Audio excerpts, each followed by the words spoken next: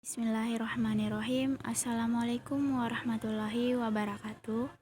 Baiklah, pada kesempatan kali ini saya akan menjelaskan materi saya yang berjudul Kutub Utara dan Kutub Selatan menurut Perspektif Flat Earth. Setiap planet dalam tata surya kita, termasuk Bumi, memiliki dua sistem kutub. Yang pertama adalah kutub geografis, yakni proyeksi sumber rotasi di permukaan planet tersebut yang mewujud pada terbentuknya kutub utara geografis dan kutub selatan geografis. Sistem kutub yang kedua adalah kutub magnetis, yakni sepasang titik di permukaan planet di mana garis-garis gaya medan magnetnya masuk ke dalam atau keluar dari dalam tubuh planet tersebut pada posisi tegak lurus permukaan rata-ratanya atau inklinasi magnetik 90 derajat. Titik di mana garis-garis gaya magnet tersebut masuk ke dalam tubuh planet merupakan kutub utara magnetis.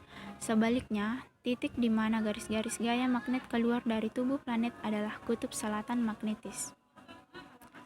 Selanjutnya, bagian A yaitu posisi. Di Bumi, kutub utara magnetis terletak di tepi Samudra Arktika, sementara kutub selatan magnetis terletak di tepi daratan Antartika.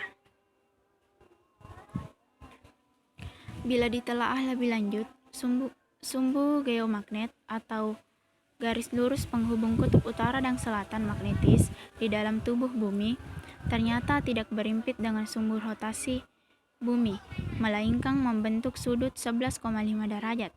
Di sisi lain, sumbu geomagnet sendiri pun tidaklah simetris, sehingga posisi kutub selatan magnetis tidak persis diproyeksi titik lawan kutub utara magnetisnya, melainkan berselisih jarak hingga 2.700 km.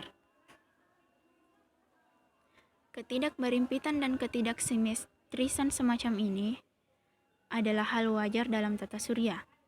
Tak hanya dialami Bumi saja, sumbu magnetis Jupiter juga membentuk sudut terhadap sumbu rotasinya, yakni sebesar 10 derajat. Bahkan dalam Uranus dan Neptunus pun situasinya cukup spektakuler karena sumbu magnetisnya masing-masing membentuk sudut 59 derajat dan 47 derajat terhadap sumbu rotasinya. Sebaliknya, sumbu magnetis Saturnus hampir berimpit dengan sumbu rotasinya, di mana sudut antara keduanya kurang dari 0,5 derajat. Bagian B yaitu pembangkit.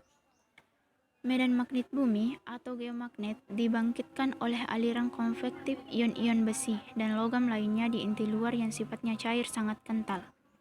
Aliran konvektif itu ditenagai panas internal Bumi dari sebagai hasil peluruhan radioaktif inti-inti atom barat, serta sisa panas pembentukan bumi purba di bawah pengaruh rotasi Bumi.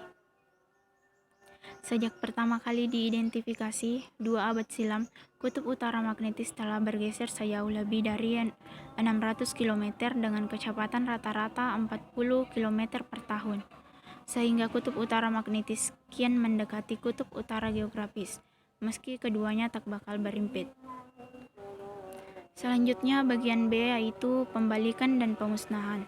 Dalam jangka panjang, pergeseran kutub-kutub magnetis akan menyebabkan pertukaran posisi, di mana yang sekarang menjadi kutub utara magnetis bergeser demikian rupa sehingga kelak menempati lokasi kutub selatan magnetis, dan begitu pun sebaliknya. Fenomena pembalikan kutub-kutub magnetis ini terhitung kerap terjadi sepanjang 5 juta tahun terakhir.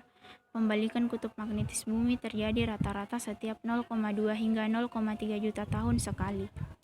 Namun sepanjang setengah miliar tahun terakhir, variasi periodisitas pembalikan kutub magnetis Bumi memiliki rentang dari 5.000 tahun hingga 50 juta tahun.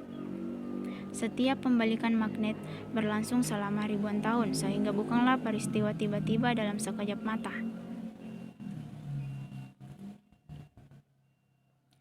Meski terjadi pembalikan kutub-kutub magnetis, garis-garis gaya geomagnet tidaklah menghilang. Demikian pula magnetosfer beserta lapisan terdalamnya yang dikenal sebagai sabuk radiasi Van Allen. Sehingga berbeda dengan persepsi umum dalam peristiwa pembalikan kutub magnetis Bumi, planet ini masih tetap dilindungi magnetosfernya dari ancaman eksternal dalam rupa sinar kosmik, galaktik maupun radiasi partikel matahari. Sekian dari saya. Wabillahi taufiq wal hidayah. Wassalamualaikum warahmatullahi wabarakatuh.